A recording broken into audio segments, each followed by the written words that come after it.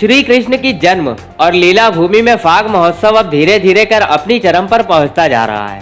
आगामी 25 मार्च को रंग भरीनी एकादशी के अवसर पर प्रतिवर्ष की भांति इस वर्ष भी श्री कृष्ण जन्मस्थान परिसर में भव्य और दिव्य लठमार होली का आयोजन किया जाएगा, जिसे लेकर श्री कृष्ण जन्मस्थान सेवा संस्थान के द्वारा सभी तैयारियां पूरी कर ली गई हैं। इस वर्ष कोरोना काल के चलते केंद्र और प्रदेश सरकार के द्वारा जारी की गई गाइडलाइन और दिशा निर्देशों के अनुपालन किए जाने के साथ ही श्री कृष्ण जन्मस्थान परिसर में प्रसिद्ध लठमार होली का आयोजन किया जाएगा। रावल से विशेष तौर पर आने वाले हुरियारे और हुरियारी ने लठमार होली के इस अनूठे आयोजन को करेंगे, जिसके दर्शनों के लिए भारी संख्या में श्रद्धालु भी जन्मस्थान परिसर में आएंगे। वहीं कोरोना संक्रमण के दृष्टिगत जन्मस्थान परिसर में संस्थान के पदाधिकारियों के द्वारा सैनिटाइजर और थर्मल स्क्रीनिंग की व्यवस्था भी की जा रही है। वहीं इस संबंध में जानकारी देते हुए श्री कृष्ण जन्मस्थान सेवा संस्थान के पदाधिकारियों ने बताया कि यदि कोई भी दर्शनार्थी सर्दी, खांसी, बुखार जैसी समस्या से जूझ रहा हो, वो इस कार्यक्रम का घर बैठे ही आनंद ले। रंग भरनी एकादशी तदनुसार 25 मार्च को श्री कृष्ण जन्मभूमि के पवित्र दिव्य अलौकिक प्रांगण में रंगारंग लठामार होली का आयोजन परंपरागत रूप से किया जा रहा है। इस वर्ष की होली केशव वाटिका में आयोजित की जाएगी। ब्रज के विभिन्न अंचलों में जो होली के समय रसिया, फाग, होली के गायन, नृत्य, चरकुला, दीप नृत्य आदि जो भिन्न भिन्न विधाएं हैं, उन सभी विधाओं का दर्शन श्रद्धालु और भक्त भगवान श्री कृष्ण की जन्मभूमि पर होने वाली होली में बड़े ही प्रेम से कर पाते हैं। सारा विश्व कोविड-19 की महामारी से जूझ रहा है, उसके नियंत्रण के लिए सभी सरकारें प्रयत्न कर रही हैं। तो श्री कृष्ण जन्मभूमि पर आयोजित होने वाली इस लठामार होली के बृहद आयोजन में केंद्र सरकार और राज्य सरकार द्वारा जारी दिशा निर्देश जो कोविड-19 की रोकथाम के लिए जिनका पालन करना हम सबके लिए आवश्यक है, उनका यथासंभव कड़ाई के साथ पालन कराया जाएगा। श्रद्धालुओं से अनुरोध और निवेदन भी करेंगे। कम से कम श्रद्धालु मास्क लगा के आएंगे। यदि शरीर में किसी प्रकार का कोई लक्षण, बुखार आदि है तो इस आयोजन में ना आए, क्योंकि बृहद प्रांगण है, खुला प्रांगण है केशव वाटिका का, उसमें यथासंभव दूरी बना के रखें। इस वर्ष की होली विशिष्ट होली है, दिव्य होली है।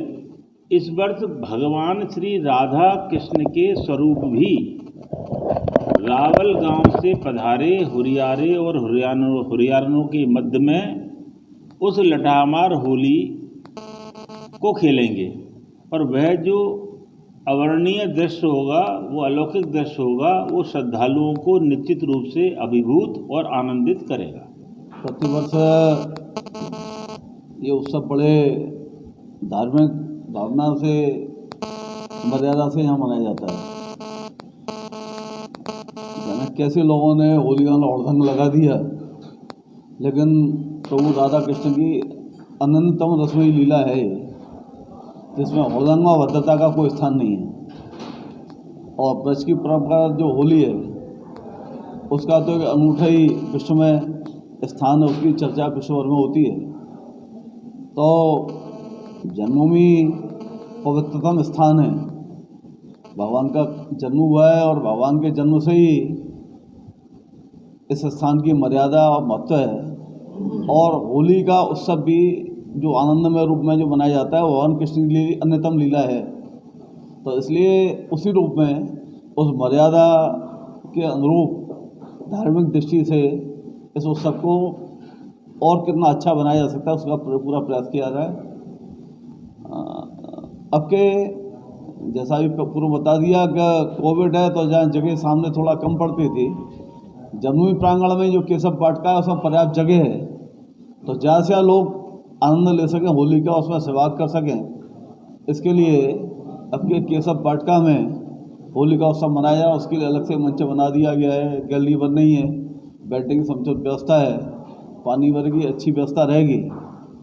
और बराबर रंग और तो हम निषेध करते हैं गीले रंग का प्रयोग न हो, लेकिन गुलाल और पुष्प की वर्षा अनवरत रूप से होती रहेगी।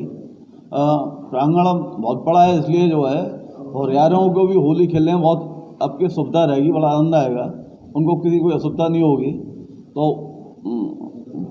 जहाँ से लोग यहाँ पधारें और निश्चित रूप से जब से ये कोरोना का चला है तब से जब से 8 जून से मंदिर खुले हैं, पिछले साल जनवरी 23 से खुल रहा है, और हम जो हमारे प्रवेश द्वार हैं तीनों वहाँ जो बराबर सैनिटाइजर और थर्मल स्कैनिंग आदि व्यवस्था करते हैं। लेकिन चूँकि भीड़ बहुत होगी, इसलिए जो भी श्रद्धालु हैं उनसे अनुरोध है कि अब सभी को पता है कि कोविड से बचने के लिए क्या उपाय होने चाहिए, उनका पूर्णतः पालन करते हुए यहाँ पधारें, जिससे कहीं कोई ऐसी स्थिति सामने न हो और किसी को असुविधा न हो। ये सभी के हित में, जो आने वाला नहीं सभी के हित में, इसलिए उसका पालन करना चाहिए।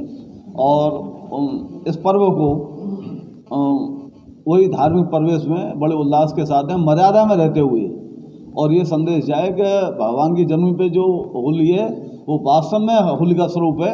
क्यों ब्रज की जितनी विधाएं सब काम प्रसन्ना करते हैं, लोग हर जगह जो नहीं जा पाते, अलग अलग सब होलियों को नहीं देख पाते, तो जन्मभूमि मंच पर यह प्रयास होता है कि ब्रज में होली की जितनी विधाएं अलग अलग जो क्षेत्रों में जिनकी पहचान है, उन सभी लीलाओं का प्रदर्शन एक स्थान पर हो और लोगों को संपूर्ण होलियों का आनंद जन्मभूमि के प्रांगण में लीला मंच उसका हो सके, उनकी अनुभूति हो सके।